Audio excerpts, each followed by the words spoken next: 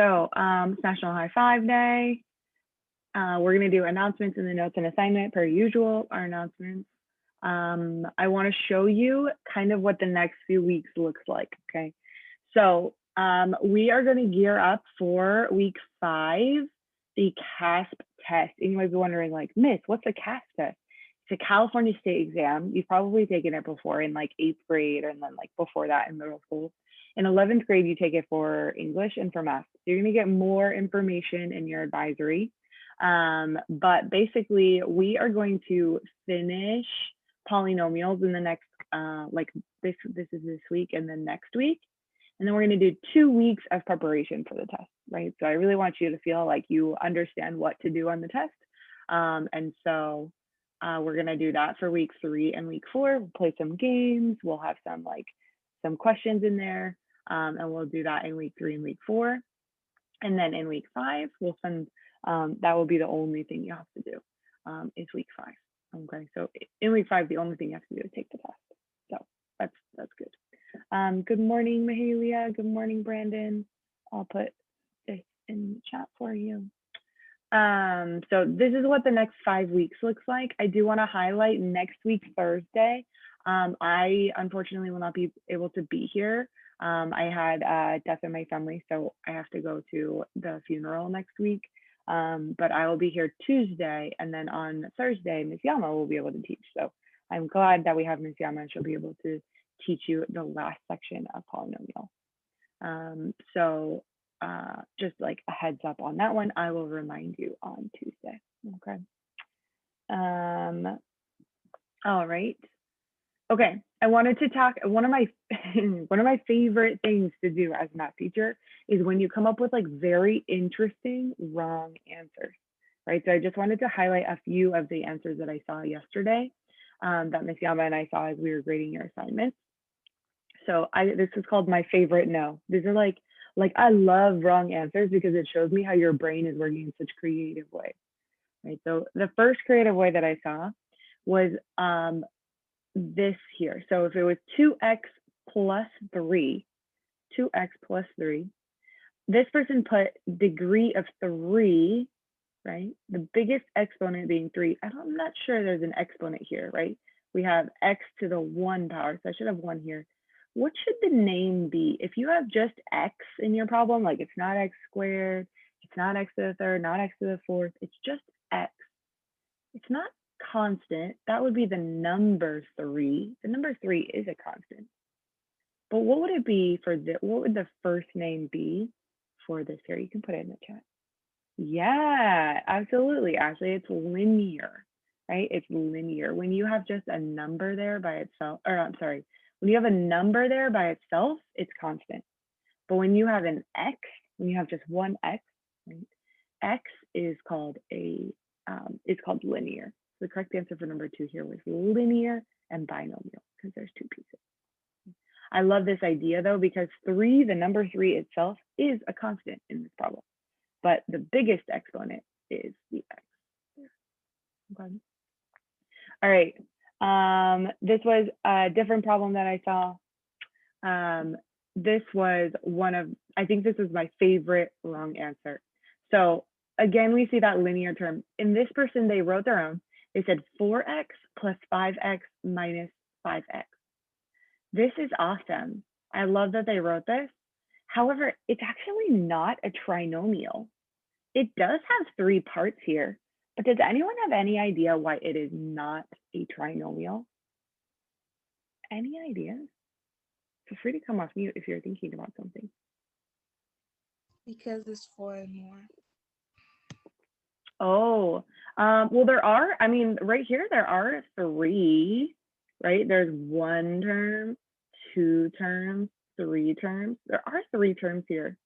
So like, if it was like 4x squared plus 5x minus 5, I would say that this was a trinomial, right? However, I would actually say that this is a monomial. Monomial. Yeah, someone put 4, but it should be 3 there, right? So this, it's thinking about trinomial. I'm seeing because of the 5x and the 5x. Nayeli, could you tell us more about that? if possible for you to come off mute. It's okay if not.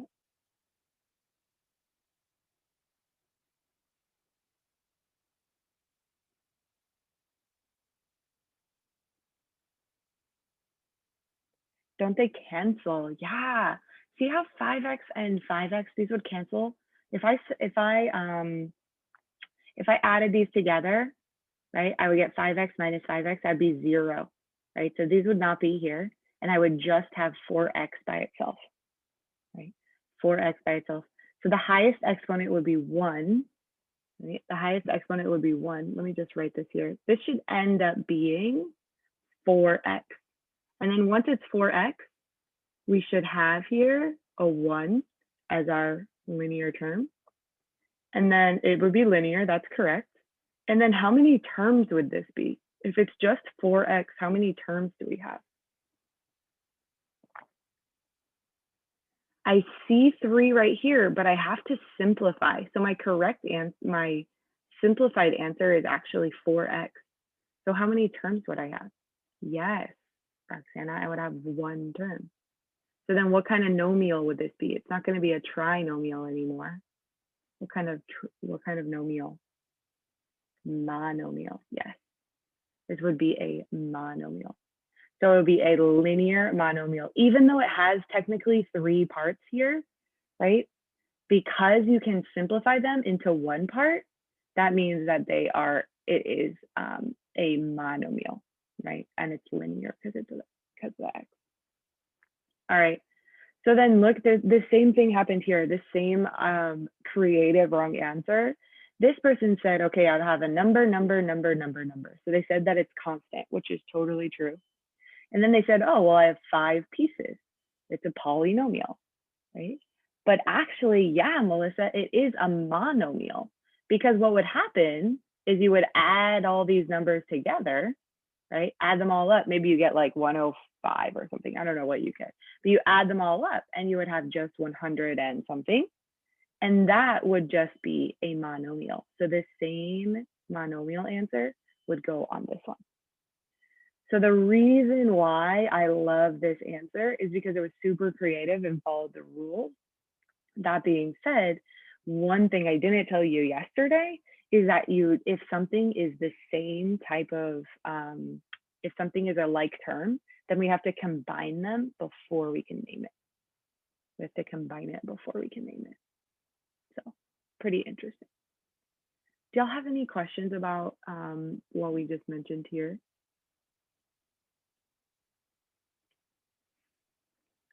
Did a great job. Awesome. All right. And then I just wanted to mention again that we do have office hours today from 10:30 to 12. Whenever you don't have Spanish, you can drop by. But those were my favorite notes. I love them. I'd love getting to share with you wrong answers that were super creative. So I really appreciate you. All right, that's the end of our announcements today. We're going to jump into our notes and learn our second thing about polynomials. So let me go ahead and throw my timing poll to you. Do we have paper, pencil? Are we ready to take notes this morning? If you need a minute to get ready, let me know. If you already are ready, you're a rock star. Thank you. I'm going to switch over. If you're ready to go, can you let me know in the chat? Are you like writing everything down on paper or did you print it out?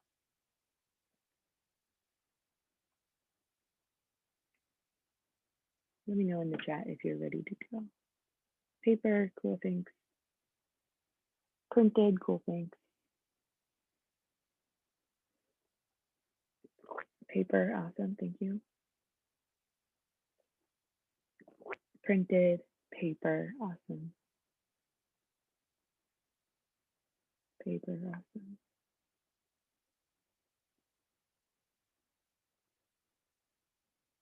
Awesome. All right. Take about 10 more seconds for those of you who needed 1 more minute. Thank you to my 22 humans who told me that you're ready to go.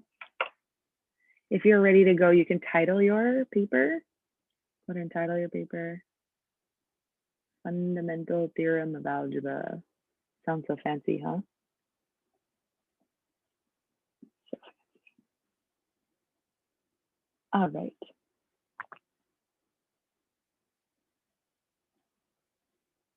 Okay, team.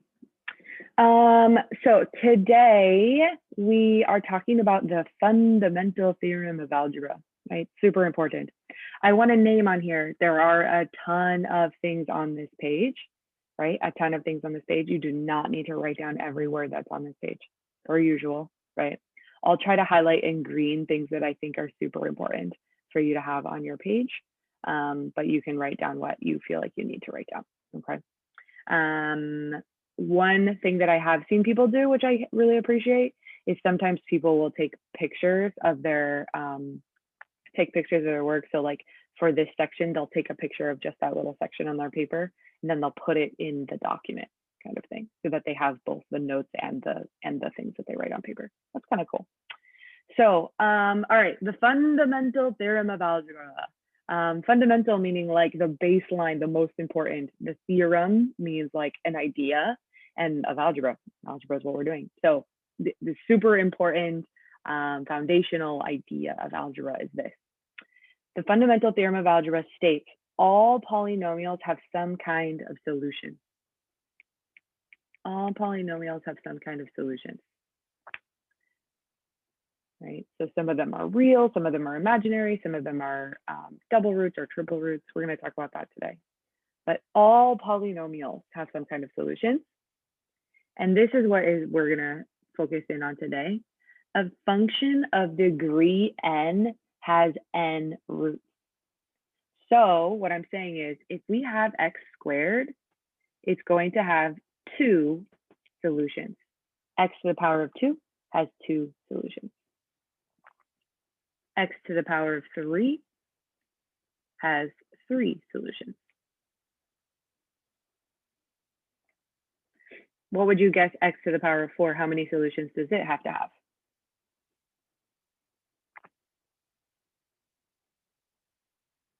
Yeah, 4, exactly, Brandon. Has to have 4 solutions. What if I said x to the power of 10? How many solutions does it have to have? 10, exactly, you're getting it, y'all. Right? So you don't need to write down all of those things, but you should understand the idea that a function of degree n has n roots, right? Degree n has n roots. All right. I did make one typo on this page, if you could help me out. Where it says -10, right? Where it says -10, that actually should say -15. It actually should say -15. So I want you to go ahead and just quickly sketch like an XY and the parabola like this, right? That's the quadratic.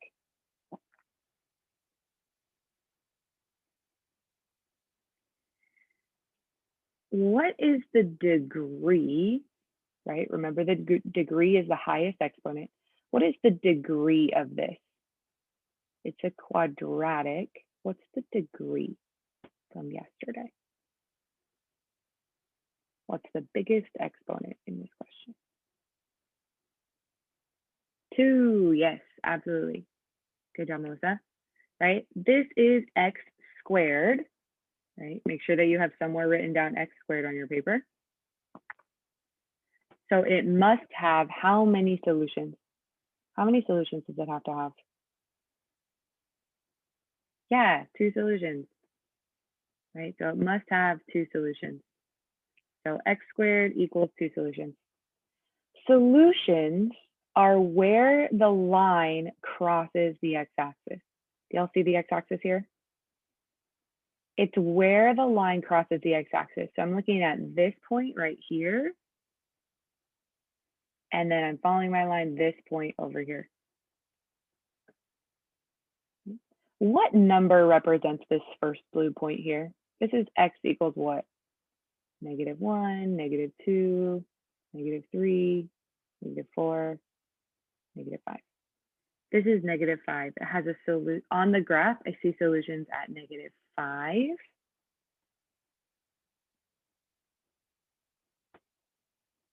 No problem, Jocelyn. -5. And then what's the other solution? Yeah, y'all knew what I was going to say already. 1, 2, 3. So our solution's at -5 and 3. So if you're writing on paper, right, I want you to have something like this. You should have something like this, and then you can just label it -5 and 3. You don't need to have all the tick marks. You don't need to have all the stuff. It can just look like this. But I want you to make sure that you have the solutions at -5 and 3, because that's super important. So it should have two solutions, and we see both of them, -5 and 3. So then what's cool about having the solutions is that we can actually write the equation. We can write the factored form of the equation by flipping the solutions and putting them in factors like this. Remember, factors means parentheses version, right? So I need to flip this sign. So I have -5. I'm going to flip that into x plus 5. Do y'all remember how we have to flip the format? X, the -5 turns into x plus 5. What would be the factor for 3? +3. What would go in here? X starts with x minus negative, yeah. X minus 3. X minus 3. Here's what's cool about this. You don't need to write this part down. I'm going to do something on my calculator to show you. Okay. So we have this solution here. We have x squared plus 2x minus 15.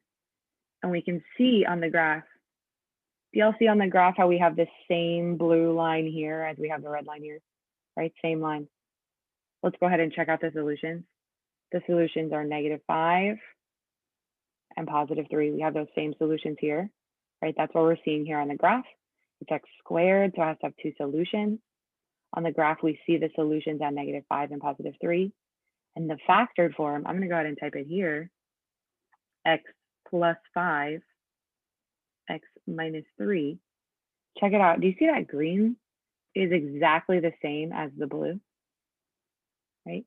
So by using the solutions, I can write the factored form, right? I can write the factored form and it will show me those same solutions. So we're learning something super powerful here, which is that our standard form and our factored form are the same. They're going to have the same solutions. And there's a clue here. Since there's x squared, we're going to have two solutions. Cool. Any questions? Let me see. How are you feeling right now? Based on what we have learned so far in this first one, how are you feeling about this? Are you like, what the what? That's like a 0. Or are you like, I totally get it. Okay. If you're like a 3 or 4, maybe you are getting it, but you want to see another example.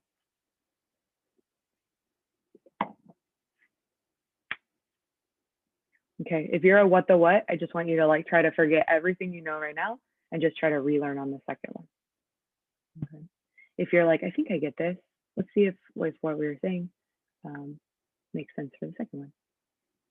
Awesome. Thank you all for voting. Appreciate you. All right, mostly 3s and 4s, but no one is alone. No one is alone. So everybody, there are a couple 0s, a couple 2s, a lot of 3s, a lot of 4s, and a couple 5s. So appreciate you. All right, team. So let's go ahead and look at this one here.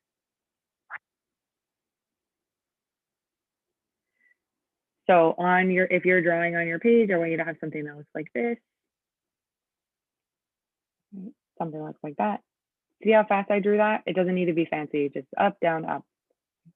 Since it's up, down, up, this is the shape. What's the name of this from yesterday? What's the first name of this? If it's x to the 3rd. Yeah, Melissa, good job. Cubic. We have a cubic graph. Cubic graph. This is x to the 3rd. Notice there's also x squared and x. I don't care about those, right? The only one I care about is the biggest one, right? The biggest one. This is x to the 3rd. How many solutions does it have to have? This must have how many solutions?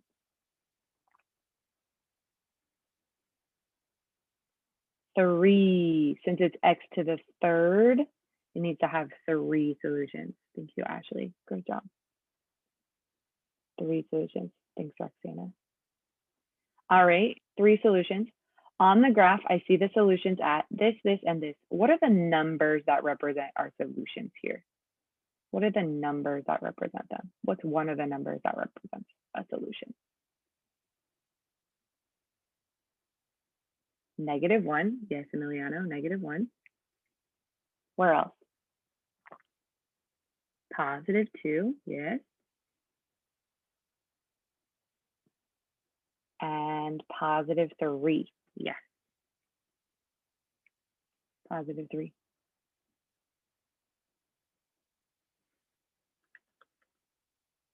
Oh, 6 on the y-axis.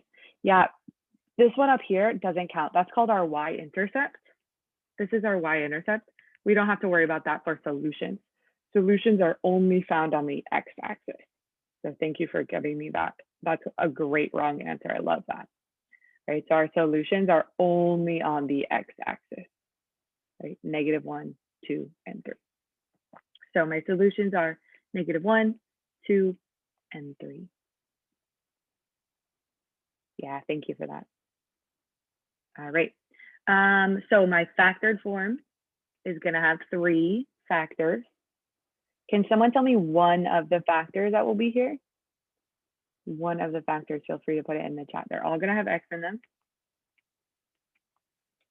X plus 1. Yes, Melissa and Emiliano, plus 1. So we're flipping this sign to go in there. What about the next one? X minus 2. Absolutely, flipping that sign to go in there. And X minus 3. Yeah, the chat is blowing up. Good job, y'all. Good job. So again, we can see if we put in x to the third minus 4x squared plus x plus 6, we see that same line here, right? That same line as this one here. And then if we put in here x plus 1, x minus 2, x minus 3, we see that same line, the black line overlapping with the purple line, right? Overlapping with the purple line, we can see that those are the same. So x to the third has 3 solutions. Are you convinced by the calculator? Is it helpful to see this line and this line being the same?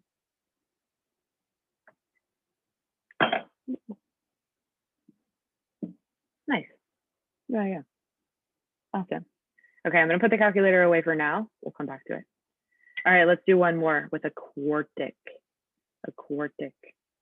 All right, I'm telling you it's a quartic. This is x to the power of what? I almost gave it away. X to the power of what?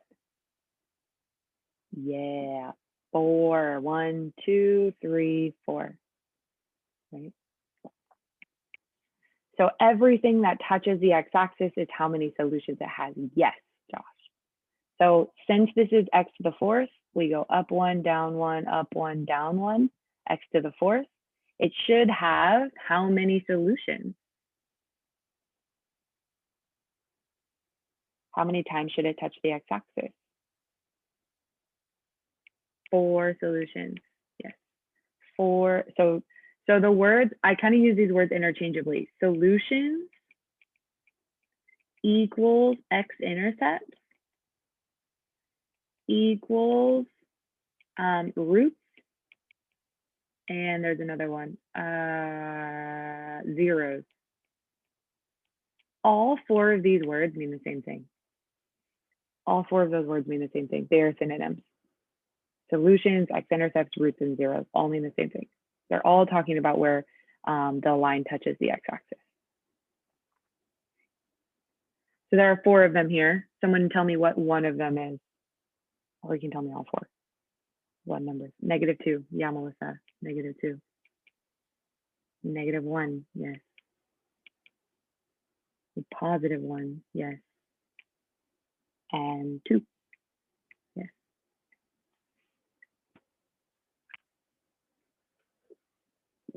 Okay, on your paper, I want you to try to write the equation. On your paper, try to write the equation.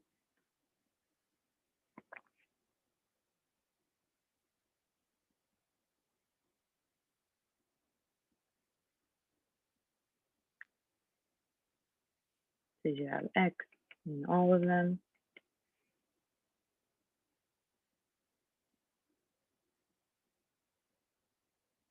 Once you've got the equation or a factor, you can send it to me in the chat.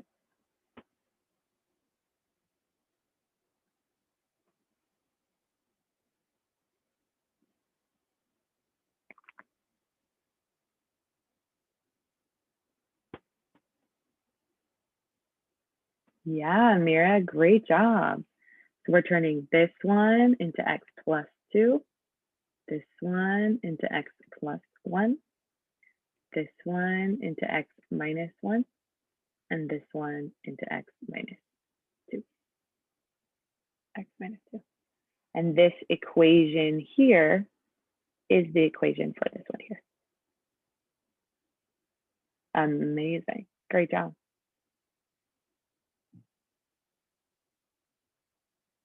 Okay, friends.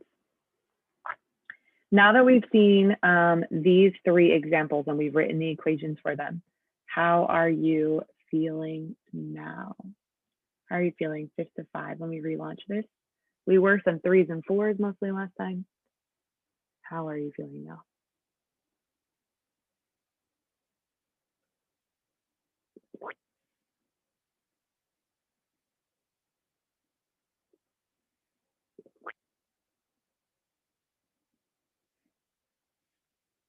Awesome. If you're my human who this isn't making sense, office hours is for you. Don't forget that we have office hours this morning, 10:30 to noon. All right, awesome. We've got more 4s and 5s, which I appreciate. We still got some 2s, 3s, and 0s. That's okay too. Don't forget office hours.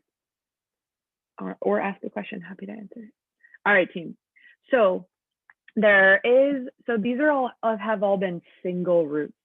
When a graph is going, when it starts somewhere and it goes through, and then it just goes through the x-axis, that's called a single root. There are a couple other things. Let's look at this one. It's called multiplicity. All right, so here's the graph. Here's the x-axis here, right? Oh, let me let it last. Okay, here's the x-axis here, the yellow part. This graph I see is a cubic, right? It's x to the 1, 2, 3. It's x to the 3. How many solutions does it have to have? Yeah, it has to have 3. The fundamental theorem of algebra says it must have 3 solutions. It must have 3 solutions. All right. Okay, well, I see 1 right here. And I see 1 right here.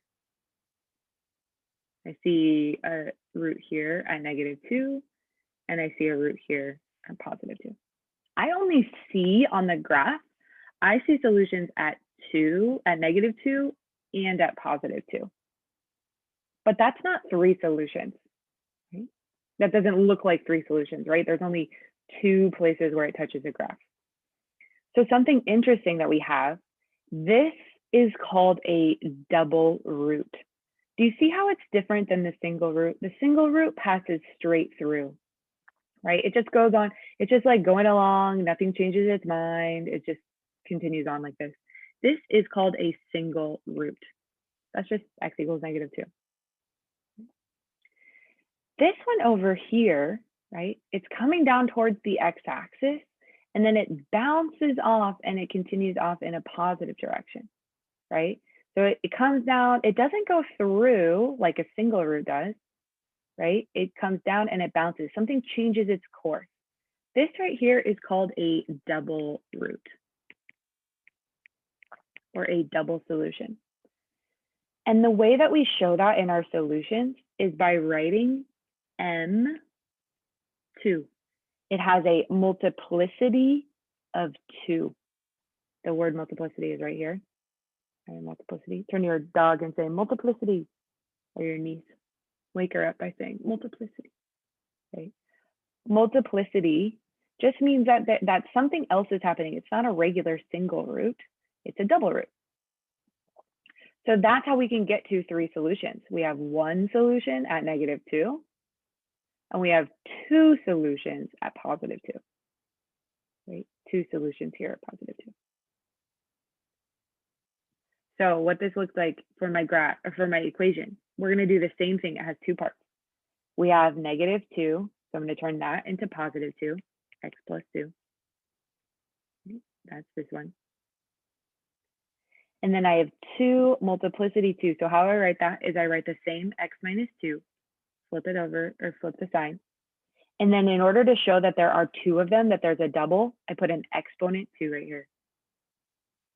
Put an exponent 2 right there. So the multiplicity turns into an exponent right here. That's how I show a double root. A double root. You could also mark them twice. You could say x plus 2, and then you could say x minus 2 and x minus 2, like that. So you could turn this portion here into these, like this. Right? That is totally fine too. Both of those are the same graph. Same graph. But in order to show our multiplicity most easily, we can put a squared here. A squared here.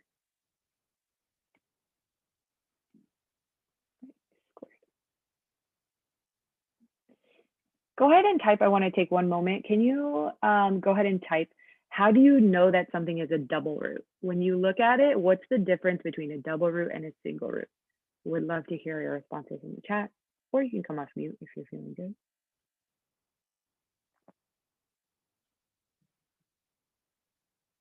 What's the difference between a double root and a single root?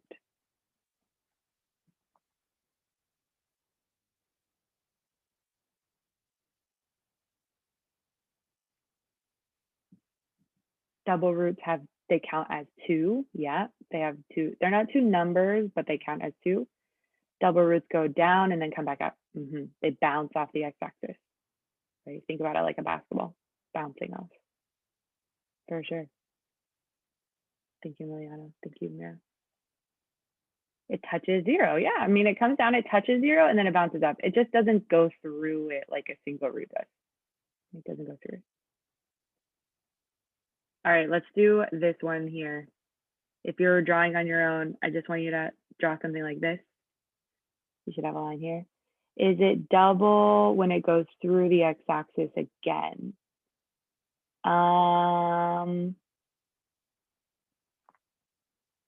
Marcy, I'm not 100% sure what you mean. Maybe you could rephrase your question. Roxana, you have a question? You want to ask it?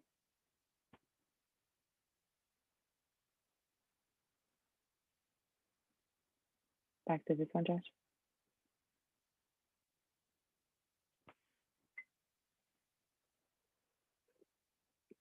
Marcy got it. Okay.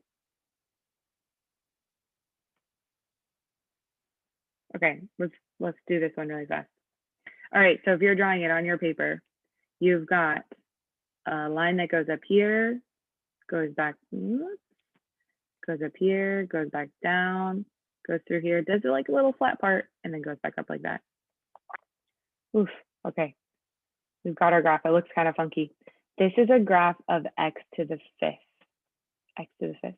Would it always land on an opposite number? Oh, no, Roxana. Just because it's -2 and +2, it's not always going to be like that. We'll see one right here. That's not like that. So this is x to the 5th, right? Right here, I have, how many solutions should it have according to the fundamental theorem of algebra? How many solutions should it have? Yeah, 5.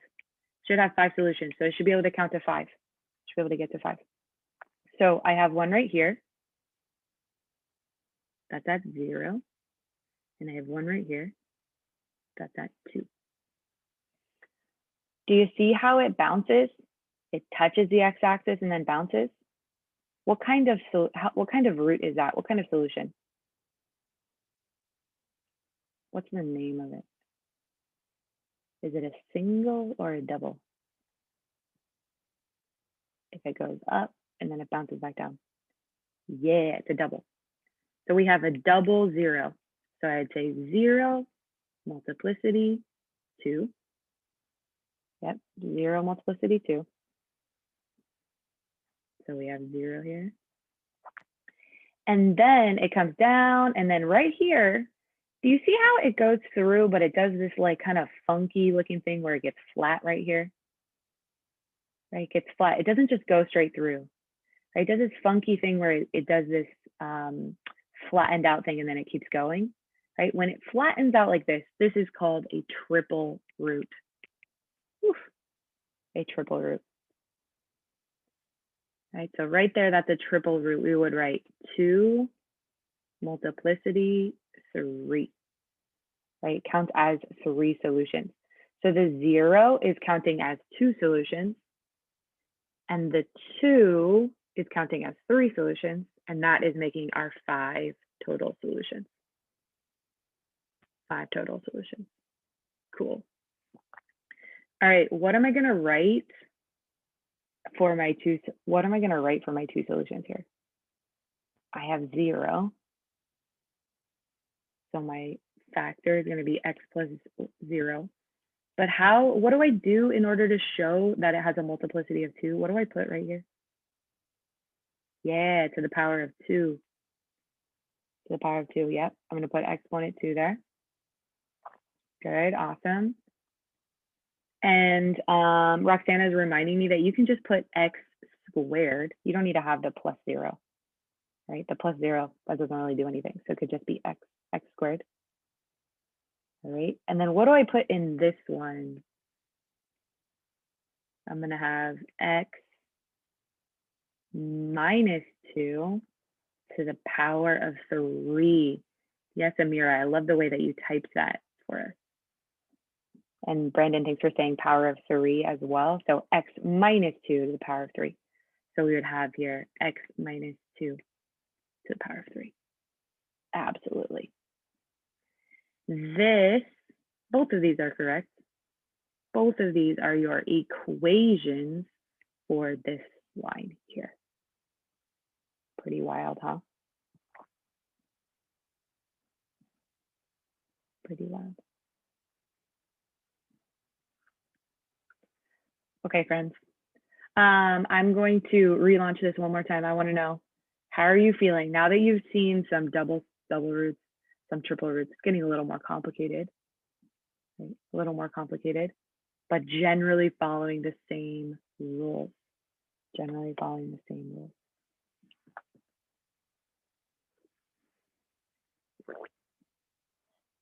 Awesome. Okay. For your homework today, there is a very short decimal. You're going to head into this one where it says 9 a.m. class. We're going to take you straight to the decimal, right? I'm going to check slides. You're going to do slides 1 through 6. 1 through 6, that's it. All I need on your document is slide 5 and slide 6. I'm going to check 1 through 4 on decimal, okay? Slide 5 and slide 6. If you are getting stuck, there are help videos on the side for all of the questions, right? So if you are stuck somewhere, you can get help from these places. If you're still stuck, you can send me a text message or an email. I'm happy to help. So slides 1 through 4, 5, you're going to put a screenshot for 5 and a screenshot for 6, okay? There is extra credit, lots of extra credit available today. If you want to do slides 7 and 8, they are a challenge. If you want to play GimKit, I have a GimKit game. If you want to do some graphing on decimals, I have some graphing on decimals. If you want to practice with drawing the roots or like identifying the roots, you can do that here. So lots of extra credit. If it is green, you can have those are extra credit. If it is yellow, then it is required. So the notes today are required, and then slides 1 through 6 on the decimal. Awesome. Some people have been invited to a breakout room. I believe those are open. Question mark for it. In just a second. In just a second, those will be open and you can pop into that. If you have any questions, feel free to message Ms. Iyama and she can answer them in the breakout room. You have to complete the rest of the notes. Oh, no, friends. These questions in the boxes, these are not notes. These are not notes. You do not need to do them, okay? They are not notes. You do not need to do them. Ms. Flores, if you want to open that breakout room, go for it. Oh, they're already open. So jump into that breakout room if you've got one. And if you don't have one, you are free to head out or ask a question if you haven't. Thanks, friends. It was great to see you today.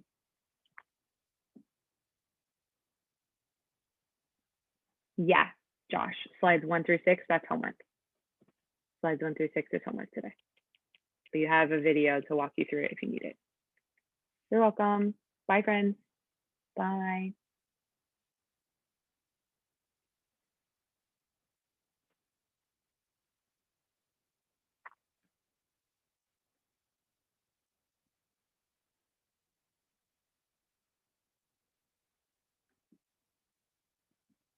Hi, Pre-Calc. Hello, friends. I am super laggy, so I'm going to try to stop sharing here. Hello, hello. Hi.